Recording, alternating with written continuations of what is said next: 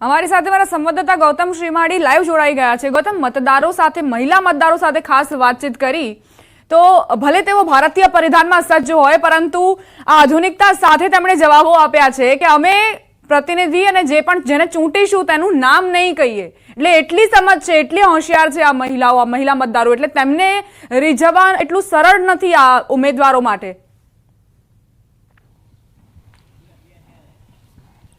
दीपा, आम जोवा जाए तो ग्राम्य विस्तारनो मतदार जे छे ते साणो होय छे अने ए पोते जे मनमा धार्यु होय छे, मनमा ठाम्यु होय छे ते प्रकारनुं मतदान करता होय छे। जे आपणे उदाहरण जोयुं, जे महिलाओं साथे वातचीत करी तेमणे कह्युं के अमारी समस्या जे छे समस्यानुं निराकरण करशे तेने मतदान करीशुं। तेमणे एक वात ए पण करी के अमारुं जे कोने मत कर्यो छे ए आजे न कही शकाय, परंतु अन्य लोकोने अपील करता नजरे पड्या छे। एटले आ ग्राम्य विस्तारनो मतदार केटलो भोळो अने समजदार जे छे तेनी उपरथी अंदाज लगावी शकाय छे। वहेली सवारथी ज तमाम मतदान केन्द्रों पर जाओ तो मतदान मथकों पर लांबी कतारों जे छे ते पण जोवा मळती होय छे। लोको होशे होशे मतदान करी रह्या छे।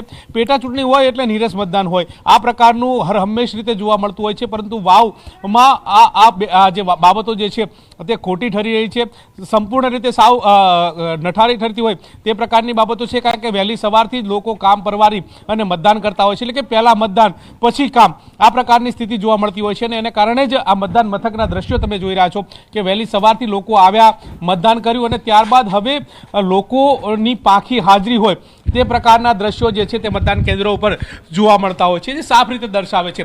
પરંતુ વાત એ છે કે 3 લાખથી પણ વધારે મતદારો જે છે તે વાવ વિધાનસભા બેઠકની અંદર છે। 1,49,000 જેટલી જે મહિલાઓ જે છે તે મતદાર તે આ સમગ્ર વિસ્તારની અંદર મહિલા મતદારો છે। એ જ રીતે 1,50,000થી પણ વધારે પુરુષ મતદારો છે। આ તમામ મતદારો જે છે તે આજે પોતાના મતાધિકારનો ઉપયોગ જે છે તે ફરી એક વખત કરશે। 23 તારીખે પરિણામ આવશે, પછી ખબર પડશે કે કોના તરફનો ઝુકાવ જે છે તે જોવા મળ્યો છે।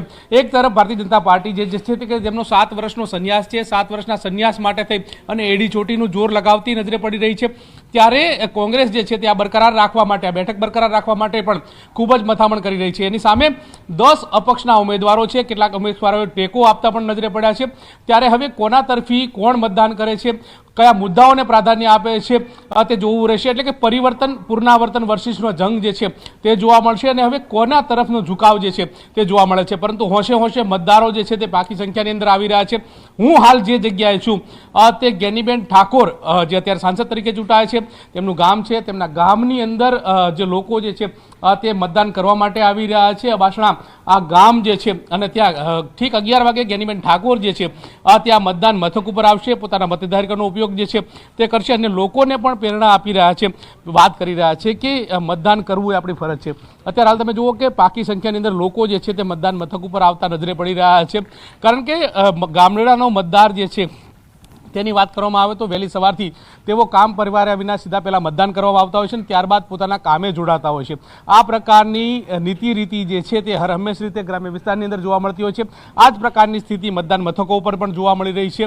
હવે વાત એ છે કે આ જે સંવેદનશીલ મતદાન જે મથક જે છે તેને પણ જોવા મળી રહ્યું છે, જેને લઈને પોલીસ બંદોબસ્ત જે છે તે પણ સઘન કરી દેવામાં આવ્યો છે। પેરામેડિકલ જે પોલીસ જે છે તેમને પણ ઉતારવામાં આવી છે। સીસીટીવી સજ્જ જે બૂથ જે હોય છે તે પણ જોવા મળતા હોય છે। મહિલાઓ જે છે તે ઉંમરલાયક મહિલાઓ જે છે તે પણ મતદાન કરવા માટે આવતા હોય છે। આ પ્રકારના દ્રશ્યો જે છે તે જોવા મળતા હોય છે, પરંતુ મતદાન કરવું એ ફરજ છે। લોકો પણ મતદાન કરવા માટે આવી રહ્યા છે અને લોકોને પણ પ્રેરણા આપતા નજરે પડી રહ્યા છે। ત્યારે વાવની પેટા ચૂંટણી નો જંગ જે છે તે ખૂબ જ ઇન્ટરેસ્ટિંગ છે। ત્યારે હવે જોવાનું એ રહે છે કે કોના તરફનો ઝુકાવ છે, કારણ કે આજે તમામ જે 10 ઉમેદવારો જે છે તેમનું ભાવિ જે છે તે ઈવીએમમાં સીલ થઈ જશે। 23 તારીખે ખબર પડશે કે કોના તરફનો મતદારોનો ઝુકાવ હતો, પરિવર્તન ઈચ્છે છે કે પુનરાવર્તન। જી આભાર ગૌતમ, તમામ જાણકારી આપવા માટે। આગળ પણ તમારી પાસેથી અપડેટ્સ લેતા રહીશું। વાવ બેઠક પર મતદારોમાં અનેરો ઉત્સાહ જોવા મળ્યો છે। સવારથી જ મતદાન માટે કતારો જોવા મળી। વાવ પેટા ચૂંટણીનું મતદાનનો દિવસ, વહેલી સવારથી જ મતદારોમાં ભારે ઉત્સાહ, વૃદ્ધ મતદારોમાં પણ અનેરો ઉત્સાહ જોવા મળી રહ્યો છે।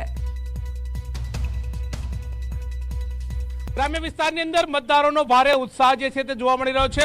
લાંબી કતારો હોવાના કારણે આ રીતે મતદારો જે છે તે રાહ જોઈને બેઠા છે કે ક્યારે મતદાન મથકો પરનું ભારણ જે છે તે હલકું થાય અને તેઓ મતદાન કરવા જાય તે પ્રકારની સ્થિતિ જોવા મળી રહી છે. તમામ લોકો ગામઠી પહેરવેશ સાથે સજ્જ મતદારો જે છે તે જોવા મળી રહ્યા છે. અનેરો ઉત્સાહ જે છે તે મતદારોની અંદર પણ હોય છે અને તે અંતર્ગત અત્યારે હાલ મતદારો છે મતદાન કરવા માટે આવે છે. કયા મુદ્દાઓને ધ્યાનમાં રાખીને મતદાન કરશો આજે? ઓહો, અમે ભાજપમાં હાલશે ભાઈ, ભાજપમાં હાલશે. હા, શું કાકા તમે શું કહો છો? મોદી સાહેબ હમો લમણો વાળ છે કે ઉપર મોદી સાહેબ છે ને આજ મોદી સાહેબ બધું પૂરે છે એટલે અમને બહુ એ બે છે. કયા કયા પ્રશ્નો છે, કયા પ્રશ્નો નિરાકરણ થાય એવું લાગી રહ્યું છે? બસ એ વાતે અમારે શાંતિ છે. તો અત્યારે પાણીની શાંતિ છે. બસ એ વાતે 2,000 રૂપિયા હાલે છે અને ચમ પાછા મોદી સાહેબ કે ઈ થાય. તમે કાકા શું કહેશો? કેટલા વર્ષોથી મતદાન કરતા આવો છો, આજે બી મતદાન કરશો? પહેલા તો હતા ધોના કાંકરેજમાં, પણ એ મને થોડો ફેર પડ્યો એટલે અમે આયા ભાજપમાં. એટલે પાણી લાવ્યો, પાણી બોર ખારા થઈ ગયા હતા. પાણી લાવ્યો, 2,000 રૂપિયા હાલે, બીજું કામ કરે અને બોર્ડનું કામ એક રાજમાં કરી નાખે ને બોર્ડના કામ થતા નહોતા. આવા કામ મોદી સાહેબે કરાયા તો અમે ભાજપ જેવું નથી કોઈ નાલવાલા.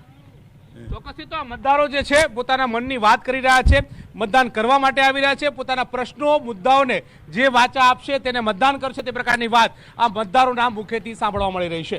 કેમેરામેન પંકજ મકવાણા સાથે ગૌતમ શ્રીમાળી, ન્યૂઝ 18 ગુજરાતી, બલોદણ, વાવ. વાવની પેટા ચૂંટણીના પડે પડના અપડેટ્સ આપના સુધી પહોંચાડતા રહીશું. હવે સમય છે અન્ય સમાચારોનો. રાજ્યના આરોગ્ય મંત્રી ઋષિકેશ પટેલ આજે મહારાષ્ટ્રથી પરત ફર્યા. ખ્યાતિ હોસ્પિટલ કાંડને લઈ મહારાષ્ટ્રના ચૂંટણી પ્રચાર વચ્ચે પરત ફર્યા. મંત્રી ઓફિસમાં જ ખ્યાતિ હોસ્પિટલ મોત કાંડ મુદ્દે બેઠક યોજશે. આરોગ્ય વિભાગના ઉચ્ચ અધિકારીઓ સાથે બેઠક કરશે. બેઠક બાદ આગામી નિર્ણયની ઘોષણા કરવામાં આવશે. અમદાવાદની ખ્યાતિ હોસ્પિટલ કાંડમાં જે 2 લોકોના મોત થયા ત્યારબાદ હોબાળો કરવામાં આવ્યો. પરિવારજનોએ આક્રોશ ઠાલવ્યો અને આખી હકીકતો ખુલી કે કઈ રીતે PMJAY યોજના અંતર્ગત આ લોકો સરકાર પાસેથી પૈસા ખંખેરતા હતા. જે વ્યક્તિઓને, જે દર્દીઓને જરૂર ન હોય તેમની પણ એન્જિયોપ્લાસ્ટી કરી દેતા હતા, સ્ટેન્ડ મૂકી દેતા હતા અને ત્યારબાદ સરકારમાં ક્લેમ કરીને પૈસા મેળવતા હતા.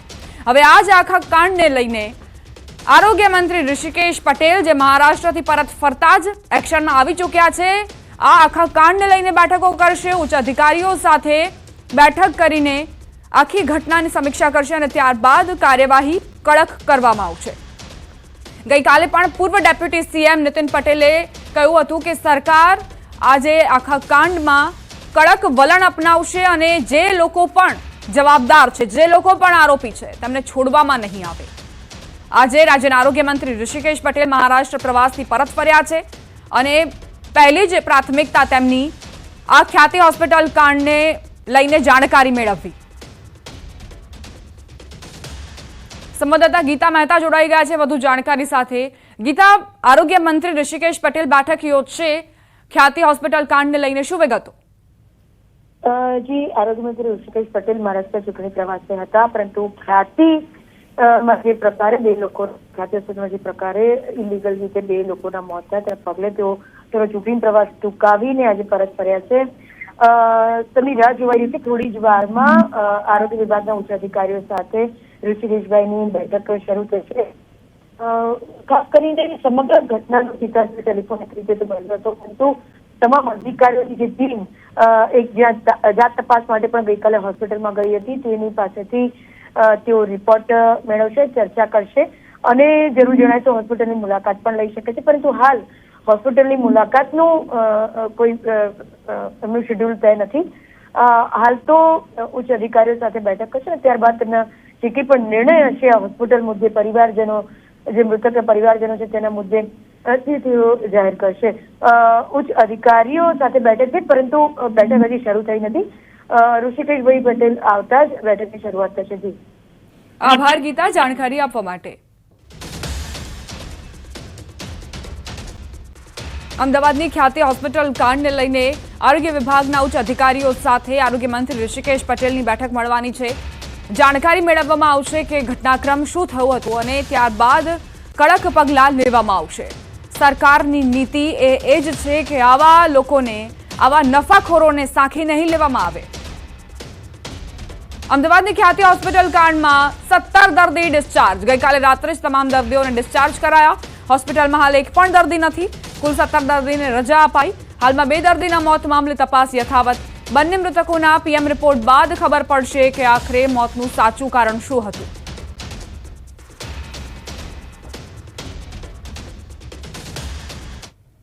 બુલેટિનમાં રોકાશે એક નાના